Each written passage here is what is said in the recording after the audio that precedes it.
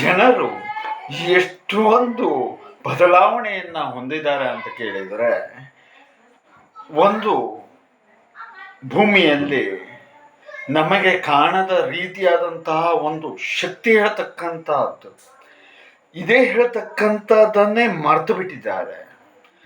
ಕೆಲವರು ಸ್ವಲ್ಪ ಬೆಟರು, ಪಂಚಶಕ್ತಿಗಳು ಕೆಲಸ ಮಾಡುತ್ತೆ ಅಂತಾರು ಹೇಳ್ತಾರೆ. ಇನ್ನು ಕೆಲವರು ನಮಗಿಂತ ಮೀರಿದಂಥ ಒಂದು ಶಕ್ತಿ ಇದೆ ಅಂತನಾರು ಒಪ್ಕೊಳ್ತಾರೆ. ಆದರೆ ಕೆಲವರು ಅದೆಲ್ಲವನ್ನೂ ಕೂಡ ಮರೆತು ಬಿಟ್ಟಿದ್ದಾರೆ.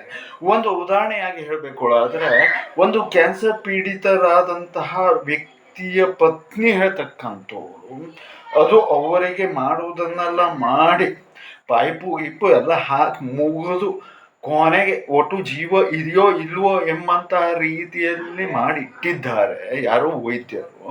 ಅಂಥವರ ಪತ್ನಿ ಹೇಳ್ತಾರೆ, ಔಷಧಿ ಏನೂ ಕೊಡದೇನೆ ಹೇಗೆ ವಾಸಿ ಆಗತ್ತೆ ತಮ್ಮ ಅಂತ ಹೇಳೋದಾಗಿ. ಹೌದಲ್ವಾ? ಆದರೆ ವಾಸ್ತವಿಕವಾದಂತಹ ಒಂದು ವಿಚಾರ ಅಂತ ಹೇಳಿದ್ರೆ, ನಮಗೆ ಕಣ್ಣಿದ ಕಾಣದಕ್ಕೆ ಸಾಧ್ಯವಾಗದೇ ಇರತಕ್ಕಂಥ ಒಂದು ಆಂತರಿಕವಾದಂತಹ ಶಕ್ತಿ ಹೇಳುವಂಥದ್ದು ಒಂದಿದೆ. ಅದನ್ನು ನಂಬಿದರೆ ನಮಗೆ ಎಂತಹ ಒಂದು ಸಮಸ್ಯೆ ಏನಾದರೂ ಕೂಡ ಅದು ದೂರ ಮಾಡಿಕೊಡತ್ತೆ. ನಾವು ಹೇಳ್ತೇವೆ ಅದು ದೈವಿಕ ಶಕ್ತಿ ಅಂತ. ಅದು ಅವರವರ ಭಾವನೆ ಭಕ್ಕುತಿಗೆ ಬಿಟ್ಟು ಇರ್ತಕ್ಕಂಥದ್ದು. ಆದರೆ ಏನೇ ಆಗಲಿ ಮಾಡ್ತಾರೆ.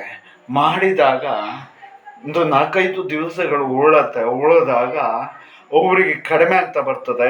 ಅವರು ಚೆನ್ನಾಗಾಗ್ತಾ ಬರ್ತಾರೆ. ಆಹಾರಗಳ ಸೇವನೆಗಳನ್ನು ಮಾಡ್ತಾ ಬರ್ತಾರೆ. ತದನಂತರದಲ್ಲಿ ಆ್ಯಕ್ಟಿವ್ ಆಗ್ತಾ ಬರ್ತಾರೆ.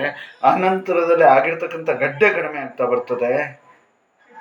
ಇಲ್ಲ ತಮ್ಮ, ಏನೋ ಒಂದು ಇದೆ ಅಂತ ಹೇಳುವುದಾಗಿ ಒಪ್ಪಿಕೊಳ್ಳುವ ಹಂತಕ್ಕೆ ಒಪ್ಕೊಂಡಿದ್ದಾರೆ. ಇದೇ ಅಲ್ವಾ ದೈವಿಕವಾದಂಥ ಶಕ್ತಿ ಹೇಳಿದರೆ.